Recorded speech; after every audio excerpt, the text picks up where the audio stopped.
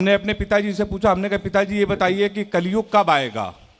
तो कहने लगे जब कोई यादव ब्राह्मणों पर टिप्पणी करना शुरू कर दे। ताली बजा दीजिए एक बार, मैं शुरू हो जाऊं।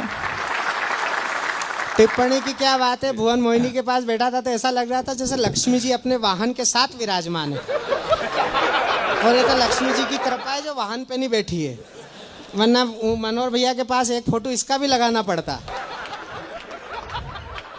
अब मैं आपके विषय में तो कुछ कह नहीं सकता हूं। कहना भी मत। आप हमारे उत्तर तेरे को प्रदेश सुन, ये बागर विधानसभा या 52 गांव यादवों के हैं। अगर एक एक टप्पू भी कोई ने मारा तो तेरा अस्थि कलश जरूर घुमाना पड़ेगा। उत्तर प्रदेश में भी यादव जी का कवि सम्मेलन जल्दी होने वाला है, योगी जी की सरकार है। और तू ये भी समझ ले, मैं वो यादव नहीं हूँ जो लखनऊ और पटना में पाए जाते हैं। मैं बहुत अच्छा संचालन कर रहे हैं बड़े भैया आपने। मैं तो बहुत डर रहा था। मालवा में पहली बार आया हूं, लेकिन जिस तरीके से आपने तालियों से शुरू किया, भैया बता रहे थे मैं लपेटे में नेताजी में आता हूं हर शनिवार को न्यूज 18 पे, उसमें बड़े बड़े नेताओं को लपेटता हूं।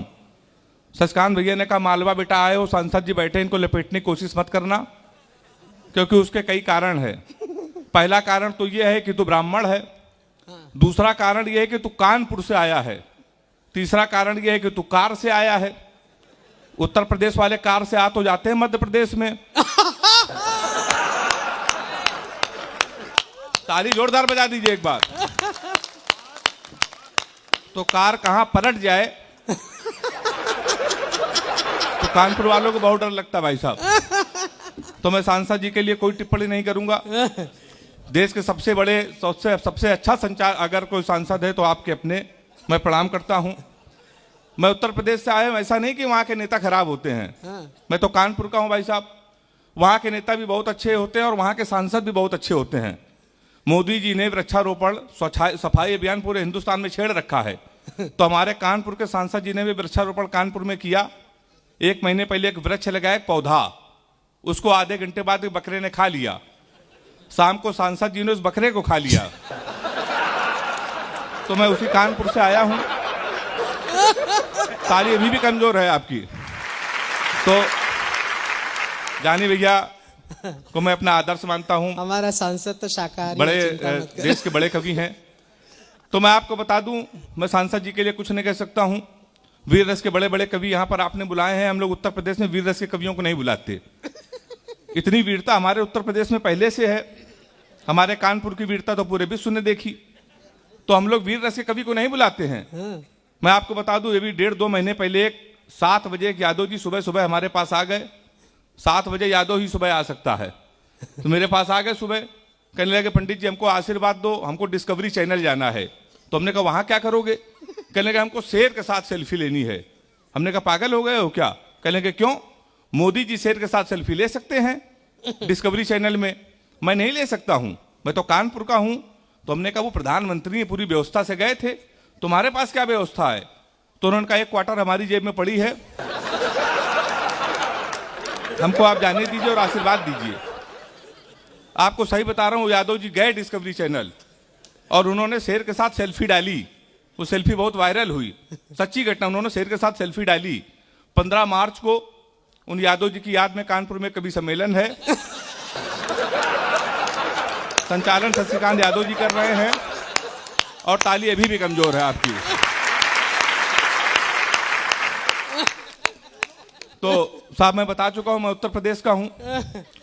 उत्तर प्रदेश के हमारे सांसद जी बैठे हैं, वैक्सीन लेके आ गए।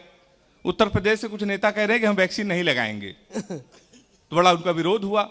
हमारे अखिलेश यादव जी ने कहा बीजेपी की वैक्सीन है, हम इसको नहीं लगाएंगे। मैंने 4 पंक्तियां लिखी, स्वागत पंक्तियों में मजा आ जाए तो तालियों का महोत्सव देकर मुझे शुरू कर देना। मैं पहली बार आया हूं और ओपनिंग कर रहा हूं, मेरे ऊपर थोड़ी जिम्मेदारी ज्यादा है। आपने मुझे पास कर दिया तो मैं बार बार यहाँ आता रहूंगा। तो अखिलेश यादव जी ने कहा बीजेपी की वैक्सीन है। मैंने 4 पंक्तियां लिखी। हमने कहा सबको लगेगा दिन में, तुमको रात से लगाएंगे। चौथी पंक्तियों में तालियों का महोत्सव कर देना। सबको लगेगा दिन में, तुमको रात से लगाएंगे। जो बच के निकल के भागेगा उनको घात से लगाएंगे। राम भक्तों को टीका लगेगा आराम से बहुत, पर सपाइयों को योगी जी अपने हाथ से लगाएंगे।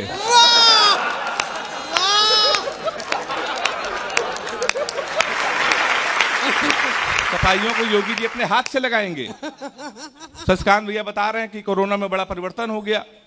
लोग आरोप लगा रहे कोरोना में कुछ नहीं हुआ, ट्रंप हार गया कोरोना में। लोग बता रहे हैं कि बीजेपी की वजह से हारा।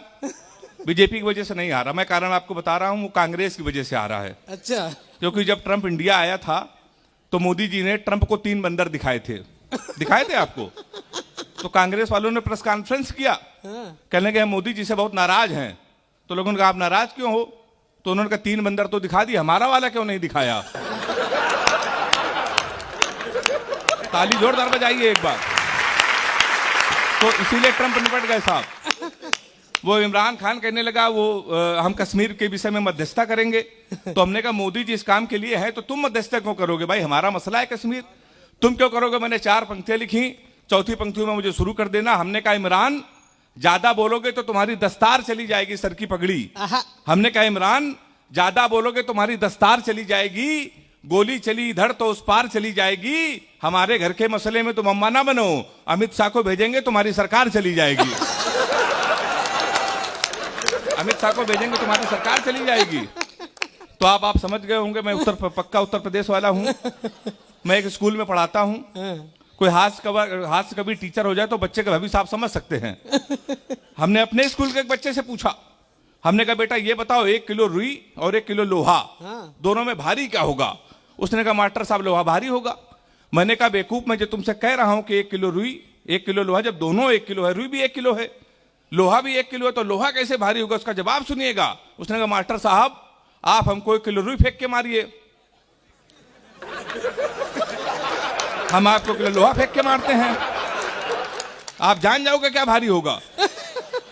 हमने दूसरा क्वेश्चन पूछा, हमने कहा हिंदुस्तान में सबसे तेज उड़ने वाले पंछी का क्या नाम है? उसने जवाब दिया हाथी।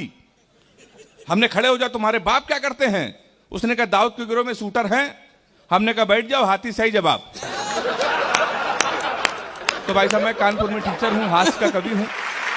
10, 15, 20 मिनट आपके बीच रहूंगा, प्यार मोहब्बत की कोई बात नहीं करूंगा। उसके लिए भुवन मोहिनी जी आई हैं, वो आएंगी, बुजुर्गों को भटकाने की कोशिश करेंगी। मैंने भगवान राम के लिए भी कोई कविता नहीं लिखी क्योंकि मेरी भी इतनी हिम्मत नहीं। राम के विषय में हमारे अमन अक्षर ने बहुत अच्छी कविता लिखी, अभय निर्भीक ने लिखी, हमने आसाराम के लिए लिखी कविता, लेकिन वो मुझे याद नहीं है। प्यार मोहब्बत के विषय में मैं बहुत दूर रहता हूं, मैंने आज तक कभी प्यार मोहब्बत नहीं किया। 4 पंक्तियां आपको सुना रहा हूं, मैं प्यार मोहब्बत से क्यों दूर रहता हूं। कि एक फूल तुझे देने के लिए सस्ते में ले लिया, और चौथी पंक्तियों में अगर आपको लगे मैं प्यार क्यों नहीं करता तो ताली बजाइएगा।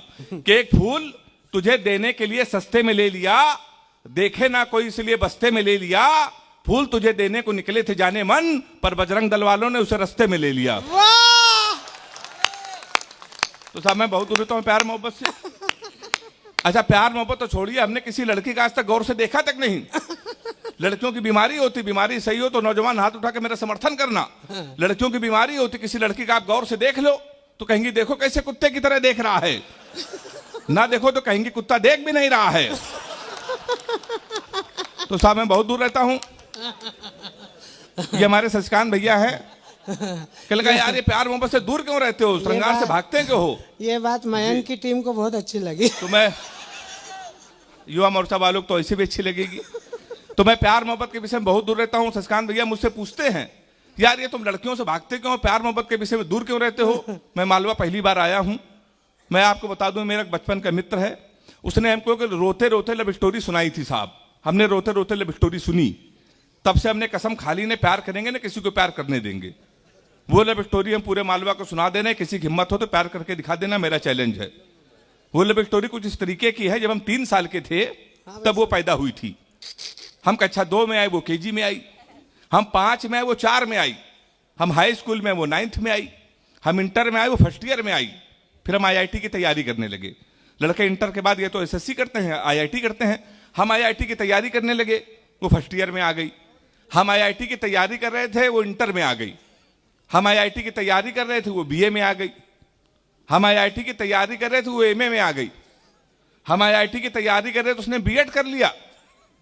हम IIT की तैयारी कर रहे थे, उसने M.Ed कर लिया। हम IIT की तैयारी कर रहे थे, उसने MPhil कर ली। हम IIT की तैयारी कर रहे थे, उसने PhD कर ली। हम IIT की तैयारी कर रहे थे, प्रोफेसर बन गई। शनिवार को उसकी शादी, इतवार को हमारा IIT का पेपर है।